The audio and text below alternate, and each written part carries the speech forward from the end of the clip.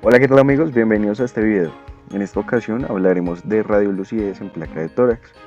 Veremos ciertos patrones radiográficos asociados a la lucidez en radiografía. Los complementaremos un poquito con imágenes de TAC para apreciar un poco mejor la morfología en estos casos. Y por último, describiremos las patologías más frecuentes en cada uno de los casos. Bueno, nosotros somos el grupo de semiología 2 del sexto semestre de la Universidad Antonio Nariño. Y iniciamos con el video. Formación de la imagen radiográfica. Entonces, para la formación de la imagen radiográfica tenemos que tener en cuenta que primero vamos a necesitar de unos rayos X, de una fuente de rayos X y una recepción de rayos X. Es importante tener en cuenta que va a tener mucha relevancia las densidades y las estructuras que tengan que atravesar estos rayos X. Entonces, para el estudio de esta presentación tenemos que tener en cuenta que entre menos denso y menos estructuras tenga que pasar, más oscuro se va a ver, y entre más denso y más estructuras tenga que pasar, más blanco se va a ver. En este orden de ideas está este patrón negro o oscuro es radio lúcido y este patrón blanco es radio opaco. Densidades radiológicas. Bueno, entonces primero vamos a ver que en radiografía generalmente vamos a tener como la diapositiva anterior que va a haber una clasificación según la densidad del cuerpo que estemos atravesando. Entonces cuando tenemos una densidad muy baja, por ejemplo el aire, se va a ver muy oscuro, muy negro, o una densidad muy alta, se va a ver blanco. Hay una escala que es la escala Hounsfield que es una escala de grises usada en tomografía computarizada y se asignan unos valores representativos para cada estructura en unidades Hounsfield, en donde tenemos menos 1000 para el aire y más 1000 para el metal. Esto dependiente de la densidad del material que estemos mirando. Así, el agua va a tener una unidad Hounsfield de aproximadamente 0, grasa un rango de 50 a menos 150 unidades Hounsfield y tejidos blandos en un rango de las 35 unidades Hounsfield. Observaremos esta radiografía en donde vamos a tener dos patrones, un patrón radiolúcido y un patrón radiopaco. Entonces, patrón radiolúcido es aquel que se denomina como oscuro o negro y radiopaco blanco generalmente. Entonces, bueno, el patrón radiolúcido, como veníamos hablando anteriormente, es aquel generado por una baja atenuación de los rayos X. Por tanto, van a pasar más libremente y se ve más oscura en la radiografía. Entonces, todo lo contrario en el radio opaco, en el cual se atenúa demasiado los rayos, no pasan y se marca muy poquito en la radiografía. En este caso vamos a ver patrones radiolúcidos y las patologías del mismo. Bueno, la patología de tórax. Vamos a encerrar la patología o la vamos a clasificar en dos. Uno, son aquellas patologías que van a producir un aumento en la densidad de todo o de una parte del pulmón. Por otro lado, vamos a tener las que producen una disminución anormal de la densidad pulmonar. Entonces, las que me producen un aumento de la densidad de toda de una parte del pulmón van a ser aquellas patologías que se verán radio opacas, que sería el caso de la 1. Y las que producen una disminución anormal de la densidad pulmonar van a ser radiolúcidas, porque van a tener hiperclaridad pulmonar. Bueno, dentro de las lesiones que vamos a ver son las lesiones radiolúcidas que se conforman por enfisema, quiste, anal de abejas, bula, cavitación, neumatocele, bronquiectasia y absceso pulmonar. Bueno, de la primera que vamos a hablar es de enfisema. Enfisema se define como una destrucción de las paredes alveolares, lo que condiciona aumento y ensanchamiento del espacio aéreo distal al bronquiolo terminal, lo cual es permanente. Tiene una clasificación dependiente de la parte del acino que esté afectada, puede ser proximal, distal o de todo el acino. Si la afectación es proximal, se denominará centriacinar o centrilobular. Distal se denominará enfisema paraseptal y de todo el acino, enfisema panacinar. A nivel radiológico, se ven como áreas difusas radiolúcidas de predominio en los ápices.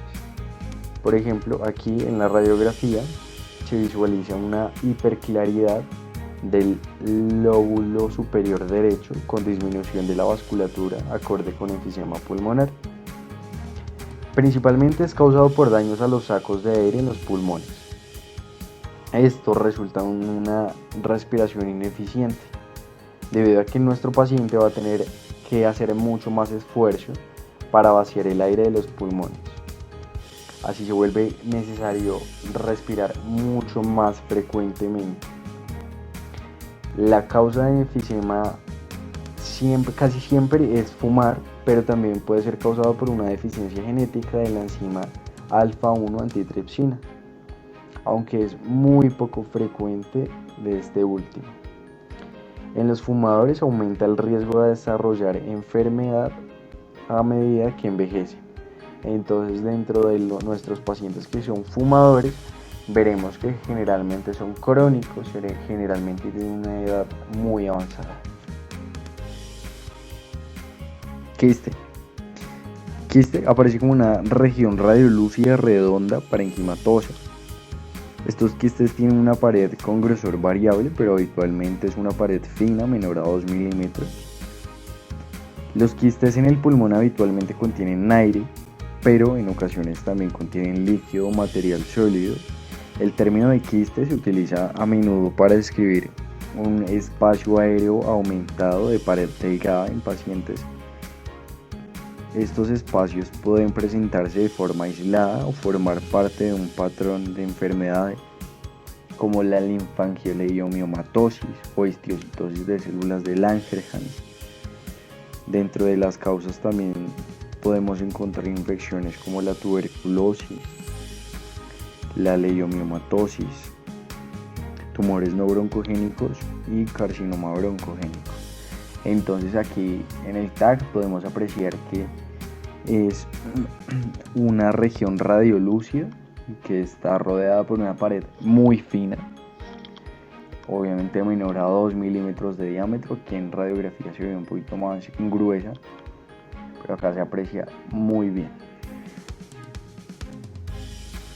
Bueno, panal de abejas. El panal de abejas corresponde a un tejido pulmonar destruido y fibrótico que contiene numerosos quistes con paredes fibrosas gruesas. Este patrón histológico representa la etapa final de múltiples enfermedades pulmonares con pérdida completa de la arquitectura cinar. Los quistes son de paredes gruesas, están tapizados por epitelio con metaplasias bronquiolar y su tamaño puede variar. En la radiografía de tórax aparece como imágenes quísticas estrechamente relacionadas de 3 a 10 milímetros de diámetro, con paredes de 1 a 3 milímetros de grosor. En tomografía computarizada se ve como espacios con densidad aérea agrupados con diámetro de 3 a 10 milímetros. Entonces podemos ver que hay un engrosamiento de las paredes muy marcado, muy evidente. También hay una pérdida completa de la arquitectura cinar y se observa como un panal de abejas. Las causas: esta fibrosis pulmonar idiopática, neumonía usual intersticial, por sus siglas en inglés, neumonía usual descamativa, encolagenosis como artritis reumatoide y esclerodermia, sarcoidosis, alveolitis alérgica, asbestosis, entre otras. Es un espacio aéreo habitualmente de varios centímetros, claramente delimitado por una pared delgada de no más de 1 milímetro de grosor. Usualmente se acompaña de cambios enfisematosos en el pulmón adyacente. Bueno, en el estudio de radiografía, en este caso de TAC, lo que se observa es una radiolucencia focal redondeada por un área de disminución de la atenuación, y a menudo están múltiples bulas presentes en un lugar. Esta es una bula gigante en la que se visualiza hiperclaridad pulmonar izquierda delimitada por una línea fina de morfología ovalada. Esta es, como vemos, es de gran tamaño, se ubica en la língula del pulmón. Pero entonces, ¿en dónde vamos a observar este tipo de lesiones o de patologías? Estas patologías las podemos encontrar en neoplasias, en patologías infecciosas, patologías autoinmunes y otras etiologías como embolismo pulmonar, infarto pulmonar, neumonía organizada, entre otras. Bueno, neumatocele. Un neumatocele es un espacio pulmonar relleno de gas de paredes finas de amplio diámetro.